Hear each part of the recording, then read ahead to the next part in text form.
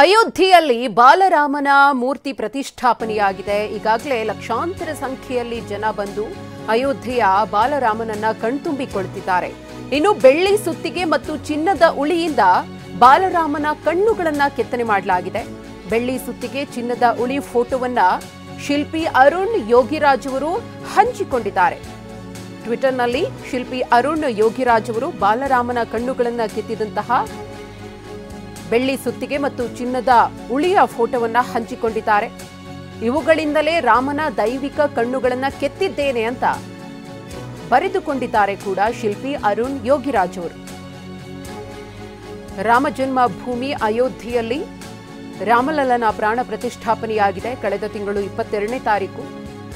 ಅವತ್ತಿನಿಂದ ಇವತ್ತಿನವರೆಗೂ ಕೂಡ ಲಕ್ಷಾಂತರ ಸಂಖ್ಯೆಯಲ್ಲಿ ಬಾಲರಾಮನನ್ನ ಭಕ್ತಾದಿಗಳು ಬಂದು ಕಣ್ತುಂಬಿಕೊಳ್ಳುತ್ತಿದ್ದಾರೆ. ಈ ಬಾಲರಾಮನ ವಿಗ್ರಹದಲ್ಲಿ ಅತಿ ಹೆಚ್ಚು ಆಕರ್ಷಣೀಯವಾಗಿರೋದು ಶ್ರೀರಾಮನ ಕಣ್ಣುಗಳು. ಆ ಕಣ್ಣುಗಳು ಯಾವ ರೀತಿಯಾಗಿ ಅತ್ಯಾಕರ್ಷಕವಾಗಿ ಮೂಡಿ ಬಂದಿದೆ ಅನ್ನೋದನ್ನ ಪ್ರತಿಯೊಬ್ಬ ಭಕ್ತರು ಕೂಡ ಹೇಳ್ತಾರೆ.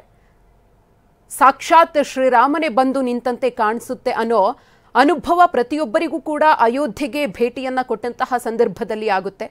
ಈ ಹಿಂದೆಯೂ ಕೂಡ ಸಾಕಷ್ಟು ಸಂದರ್ಭಗಳಲ್ಲಿ ಶಿಲ್ಪಿ ಅರುಣ್ ಯೋಗಿರಾಜ್ ಅವರು ಕಣ್ಣುಗಳ ವಿಶೇಷತೆಯ ಬಗ್ಗೆ, ಕಣ್ಣುಗಳನ್ನು ಹೇಗೆ ಕೆತ್ತಲಾಯಿತು ಅನ್ನೋದ್ರ ಬಗ್ಗೆ, ಎಷ್ಟು ಸಮಯವನ್ನು ತೆಗೆದುಕೊಂಡ್ರು ಅನ್ನೋದ್ರ ಬಗ್ಗೆ ಮಾಹಿತಿಯನ್ನ ಕೊಟ್ಟಿದ್ರು. ಚಿನ್ನದ ಉಳಿ ಮತ್ತು ಬೆಳ್ಳಿಯ ಸುತ್ತಿಗೆಯನ್ನ ಶ್ರೀರಾಮನ ಕಣ್ಣುಗಳ ಕೆತ್ತನೆಗೆ ಇಲ್ಲಿ ಅರುಣ್ ಅವರು ಬಳಕೆ ಮಾಡಿಕೊಂಡಿರೋದು. ನಾನು ಯಾವಾಗ ಚಿನ್ನದ ಉಳಿ ಮತ್ತು ಬೆಳ್ಳಿಯ ಸುತ್ತಿಗೆ ಬೇಕು ಅಂತ ಕೇಳಿದ್ನೋ ತಕ್ಷಣವೇ ನನಗೆ ವ್ಯವಸ್ಥೆಯನ್ನು ಮಾಡಿಕೊಡ್ಲಾಯಿತು ಅಂತ ಅರುಣ್ ಯೋಗಿರಾಜ್ ಅವರು ಹೇಳಿದ್ರು. ಆ ಫೋಟೋಸನ್ನ ಅಂದ್ರೆ ಶ್ರೀರಾಮನ ಕಣ್ಣುಗಳನ್ನ ಕೆತ್ತಿರುವಂತಹ ಬೆಳ್ಳಿಯ ಸುತ್ತಿಗೆ ಮತ್ತು ಚಿನ್ನದ ಉಳಿಯ ಫೋಟೋವನ್ನ ಟ್ವಿಟರ್ನಲ್ಲಿ ಶಿಲ್ಪಿ ಅರುಣ್ ಯೋಗಿರಾಜ್ ಅವರು ಹಂಚಿಕೊಂಡಿದ್ದಾರೆ. ಜೊತೆಗೆ ಬೆಳ್ಳಿಯ ಸುತ್ತಿಗೆ ಮತ್ತು ಚಿನ್ನದ ಉಳಿಯನ್ನ ಹಂಚಿಕೊಳ್ಳಲು ನಾನು ಯೋಚಿಸಿದೆ. ಇದರಲ್ಲಿ ನಾನು ರಾಮಲಲ್ಲನ ದೈವಿಕ ಕಣ್ಣುಗಳನ್ನ ನೇತ್ರೋನ್ಮಿಲನ ಕೆತ್ತಿದ್ದೇನೆ ಎಂದು ಅರುಣ್ ಯೋಗಿರಾಜ್ ಅವರು ಬರೆದುಕೊಂಡಿದ್ದಾರೆ ಕೂಡ.